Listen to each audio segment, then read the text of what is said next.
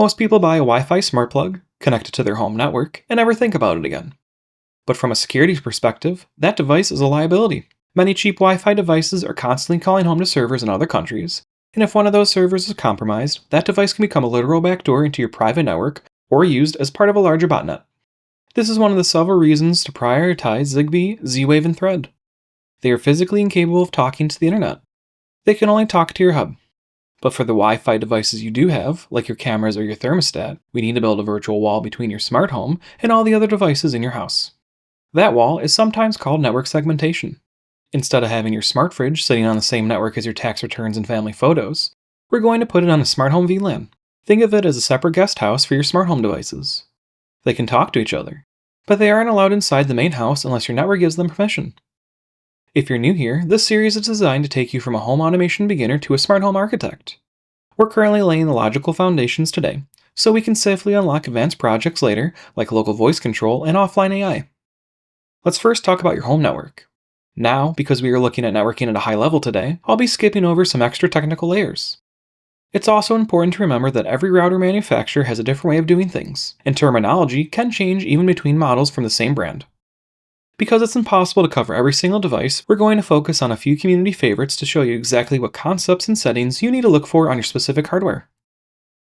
When looking to set up your smart home VLAN, oftentimes this can be referred to as a guest or IoT network. If your router calls them VLANs, then you're probably going to be in great shape for other features you want to enable. When looking for this feature, it's important to verify if this feature actually segments devices connected to it from other devices on your main network. In some instances, the IoT network is simply a separate wireless SID, but with all of the devices sharing the same data plane on the router itself. When this happens, you aren't getting any real security controls. For some home routers that have a guest Wi-Fi option, they may, by default, block client-to-client communication. While this is actually a good thing to have turned on for a guest network, when you have a smart home environment, devices need to talk to at least your hub, so this feature can get in the way. Ideally, you'd have your guest network set up with client-to-client traffic blocked, and a separate smart home network that is segmented from your main network and guest network. Realistically, for this to all work, you'll need to have a way to allow some traffic between your smart home network and your main network. For example, if you want to use a Google Chromecast and cast content from your phone needs to be able to talk with the Chromecast. If they are on different segmented networks, then the communication will be blocked unless explicitly allowed. Yes, you could have your phone on the smart home segment, but that partially defeats the purpose of all this, and typically your smart home wireless network will only be 2.4 GHz, while your mobile device can probably support 5 GHz for more bandwidth. In other instances, you could have your phone access your smart home devices by hairpinning out to the internet and coming back into your home. But adding the delay from going over the internet could make your experiences not as enjoyable. Because of all this, you will need a way to punch tiny little specific holes between the virtual wall that separates your home network and your smart home network. For this to be possible, your router will need to have the ability to create firewall rules, or just natively allow for the ability to selectively allow traffic. Home Assistant uses TCP 8123 by default, so you'll have to allow traffic over that port from your home network to your Home Assistant hub. Certain Home Assistant apps also have their own web servers as well, so you'll need to allow traffic to the apps as well. Ideally, you'll set up a rule so that only established connections that are originally sourced from within your main network and destined to your smart home network are allowed to transverse the opposite direction. This is often referred to as a stateful firewall rule. If your router doesn't support stateful firewall inspection for return traffic of established connections, that's okay. You'll just need to make sure you have the firewall rule for return traffic allowed. Just keep in mind that this is a little bit less secure, because devices from the smart home segment will be able to start communications over the specified ports, but it's still worthwhile to do even if that's the case. For firewalling traffic, you may need to look at higher end routers. If you've looked through your router settings and realize it just can't handle these specific holes that we need to punch, you might need to look for an upgrade, which I do have a few recommendations you want to look into. First is the Ubiquiti UniFi Cloud Gateway Ultra. This is a community favorite for a reason. It handles VLANs and stateful firewall rules with a very polished visual interface. It's perfect if you want enterprise-light security without needing a degree in networking to manage it. And there are lots of tutorials out there on how to set things up. For a more budget-friendly approach that still offers professional control, check out the TP-Link Omada ER605. It supports 802.1q VLANs and granular access control lists, which is exactly what you need to keep the smart fridge away from your tax returns. Both the Ubiquiti and TP-Link options are strictly routers. This means you'll have to get wireless access points as well for your Wi-Fi coverage. If you already have a home wireless system that is working for you, you are able to set up a router in front of or behind the wireless system depending on how it's set up. If you're looking for a combo wireless access point with routing and security capabilities, take a look into the MikroTik HAP AX3. The MikroTik gives you total raw control over your network. It features a quad-core ARM CPU and a 2.5 gigabit port, making it a great option to consider. It's a bit of a steeper learning curve than a one-click consumer router, but the payoff is a network that is truly yours. With your smart home network segmented and a firewall in place, you'll have to decide if you want to allow devices from your smart home network to communicate with the internet. If it's a device that has an app, it will almost certainly need an internet connection to work with the app. And if Home Assistant uses a cloud connection to communicate with the device, internet connectivity will be required there as well. For example, my Husqvarna robot lawnmower needs an internet connection to function with its app, and Home Assistant uses the Husqvarna API, which uses the internet as well. Most likely, you probably won't fully block outbound traffic from your smart home network. As far as securing your wireless network goes, you want to make sure your wireless network name is not associated directly with you or your home address.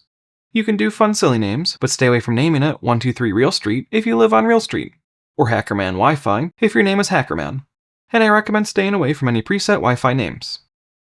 In addition, make sure you're using at minimum WPA2 security, with a decently complex shared secret. If you have multiple wireless networks, each network should have a unique wireless password. This includes your guest network. Even though it's for guests, it should have a password on it that you need to share with others to connect. Having a wide open wireless network is inviting others to connect without you knowing and using your bandwidth. And if someone does something bad while connected to your network, it could come back to you. While on the topic of Wi-Fi, if you have smart home devices that connect to Wi-Fi, make sure after they are onboarded that the hotspot access point used by many of these devices are turned off. This should be automatic, but some devices with poorly written software may leave it on.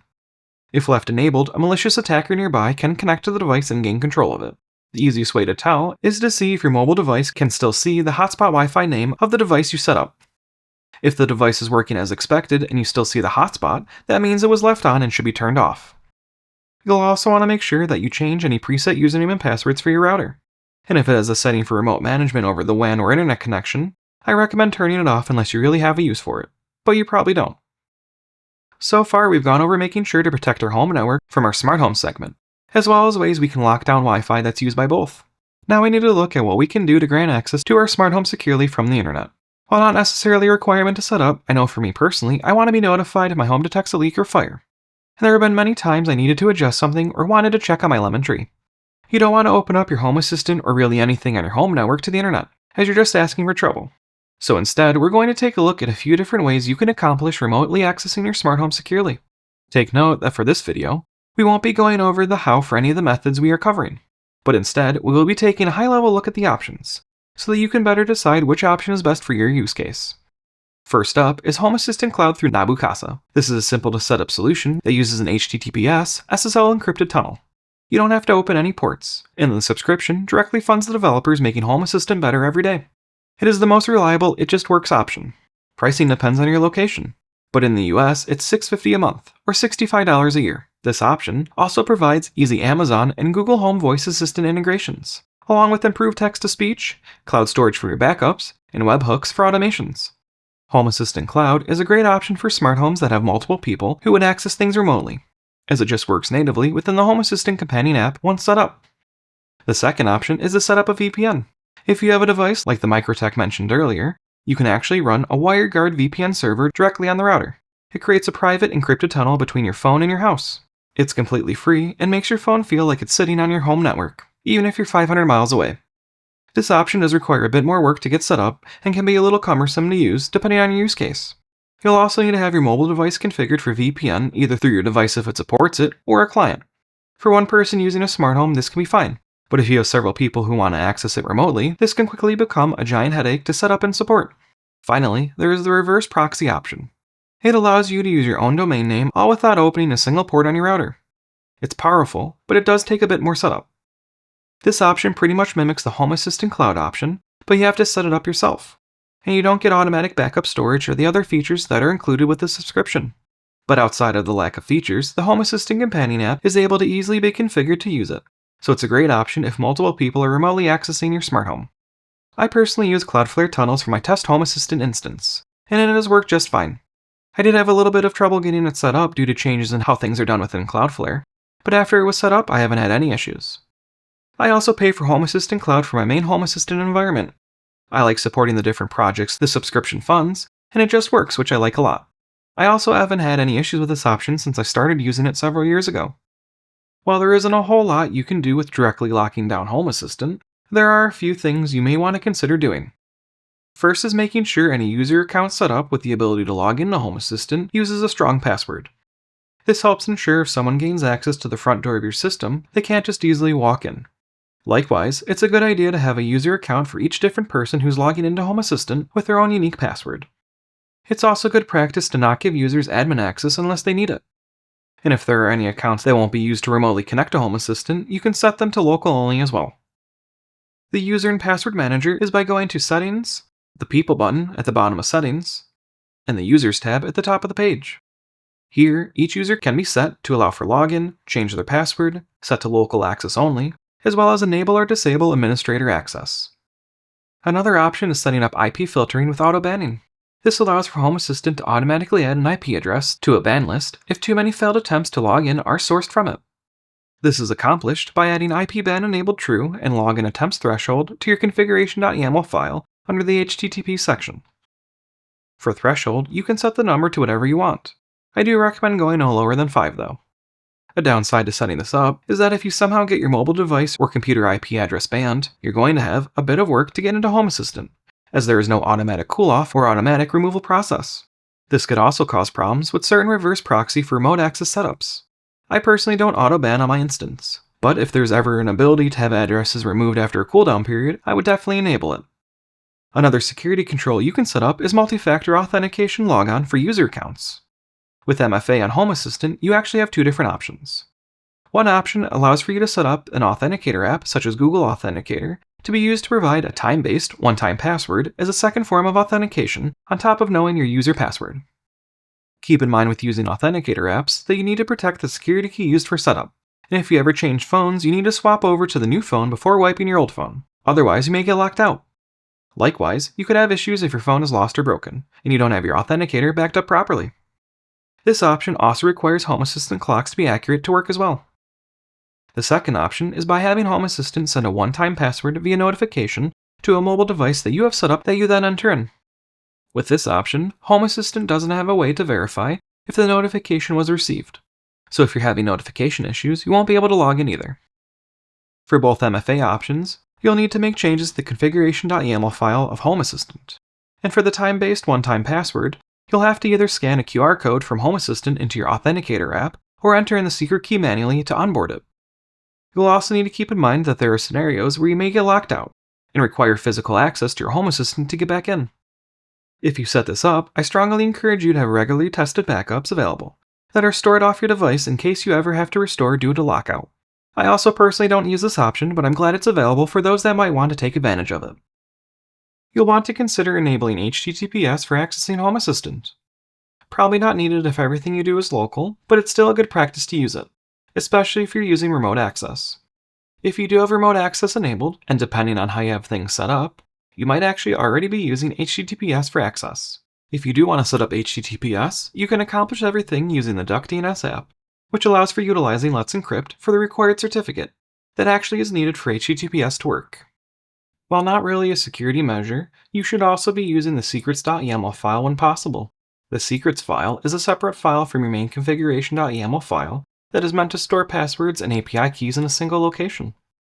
Keep in mind, using the secrets.yaml file does not encrypt the passwords. Instead, it gives you a centralized location for your passwords and pulls them out of configurations that you might share online, so you don't have to remember to sanitize your files before sharing. To use the secrets file, navigate to or create the secrets.yaml file, and within the file, add the secret name, followed by a colon, and the password itself. Once all set, make sure to save the file. To actually use a secret in the file, you'll need to go to your configuration file, and then replace the password with the syntax, !secret, space, followed by the secret name you created in your secrets file. Don't forget to save the file after making changes here as well. With the network perimeter established, let's talk about how to enforce security on the actual smart home radios connected to your hub. As far as Zigbee goes, there isn't too much in the way of security. With Zigbee 3.0, you can now use QR codes for secure onboarding of devices. This allows for devices to join in a more secure manner than previously, so you'll want to make sure to use this option when available. For Zigbee, make sure to only have your Zigbee coordinator in pairing mode when you are actually going to be joining devices. Having an impairing mode excessively is a bad practice. For Z-Wave devices, you'll want to make sure everything joins using S2 security. This is accomplished by using the QR code or entering the DSK during pairing. Just like with Zigbee, it's best to not put your hub in an inclusion mode unless you're ready to pair a Z-Wave device as well. And for Thread at this point, there isn't really anything extra to do or think about. So far in my Getting to Know Home Assistant series, we've looked at what Home Assistant is and what it can do, built the connectivity map for our smart home, and dug a moat around it. In the next video, we're moving our way into the fun part, apps and integrations. If you want to follow along with this series, make sure to subscribe to the channel and enable notifications so you don't miss the next video. Until then, thank you for watching, and as always, happy automating.